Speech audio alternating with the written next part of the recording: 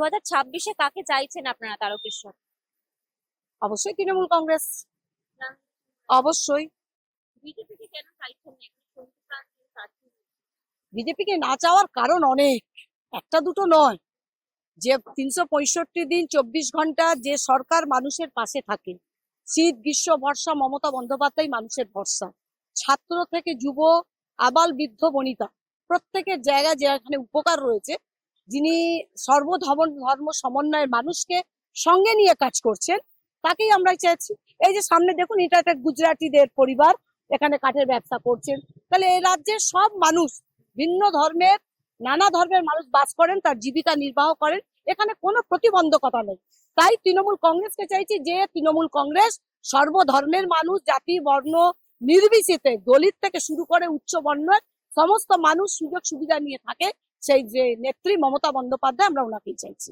তারকেশ্বরের মানুষ আপনারা এখানকার উন্নয়ন কেমন, মানে রাস্তাঘাট থেকে শুরু করে স্কুল কলেজ হাসপাতাল সব ক্ষেত্রে? তারকেশ্বরে দেখুন উন্নয়ন প্রচুর। এটা একটা ছোট পৌরসভা, সেখানে ই গ্রেডের পৌরসভার প্রচুর উন্নয়ন আছে এখানে।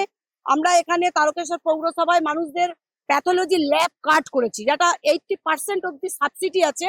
তারকেশ্বর পৌর নাগরিক প্রায় 30,000 রয়েছে পরিবার, 5 জন হলে 1.5 থেকে 2 লাখ লোক উপকৃত। রাস্তাঘাট, জল পানীয়, 3-3টে মেলা, পরিষ্কার পরিচ্ছন্নতার সঙ্গে মানুষ পান।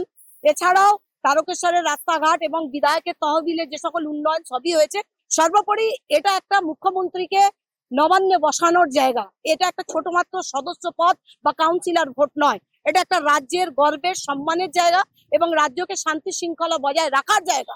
সেটা একমাত্র মমতা বন্দ্যোপাধ্যায় পারেন, যিনি এই রাজ্যের ইঞ্চি ইঞ্চি মাটিকে বোঝেন।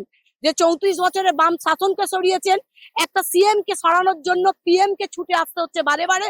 তাই মুখ্যমন্ত্রী হিসাবে ওই চেয়ারটাকে একমাত্র মমতা বন্দ্যোপাধ্যায়কেই মানার।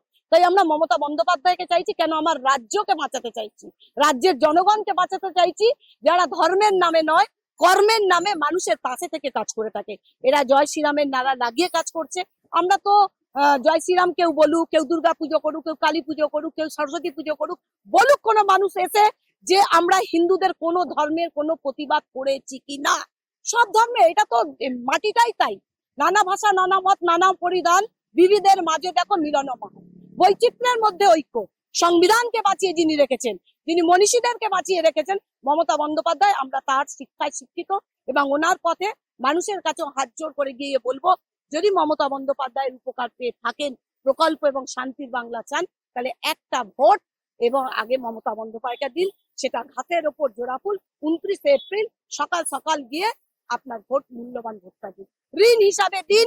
আজকে আপনি আমাদের ঋণ দিন, আমরা আপনাকে সুদ সমেত ফেরত দেব। মমতা বন্দ্যোপাধ্যায় কথা দিয়ে কথা রাখেন, অন্য দলেরা কথা দিয়ে কথা রাখে না। যদি কথা রাখতো, আজকে অন্নপূর্ণা ভান্ডারের নামে 3,000 টাকা কথা বলছে, কিন্তু যেসব স্টেটে আছে সেখানে কোথাও মহিলাদের এরম ভাতা নেই। সেটা আমরা পরিষ্কার করে বলতে চাইছি। আর এটাও চ্যালেঞ্জ করছি, মমতা বন্দ্যোপাধ্যায় পশ্চিমবঙ্গ সরকার, যেটাকে দুয়ারে সরকার বলে নিয়ে এসছে, ভারত সরকার যেটা বারবার বলে যে আমাদের কোন প্রকল্পকে ওয়েস্ট বেঙ্গলে প্রবেশ করতে দেওয়া হচ্ছে না, এটা মিথ্যে কথা বলা হচ্ছে।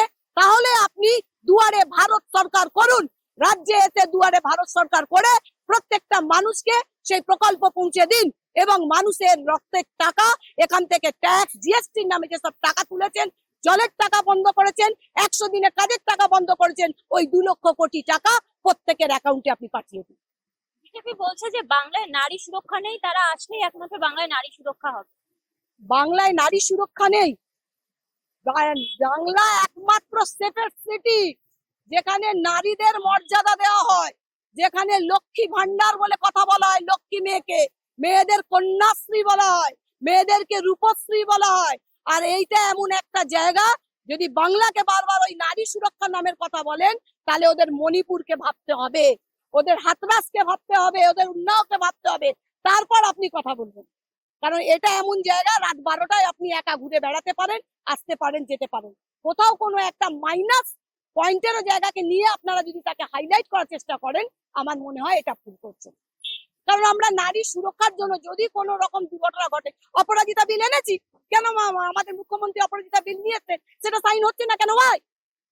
যারা দোষ করবে সেই দোষীদের আমরা তো শাস্তি দেওয়ার ব্যবস্থা করেছেন মুখ্যমন্ত্রী, সেটাকে আমাদের রাষ্ট্রপতি সই করে দিক।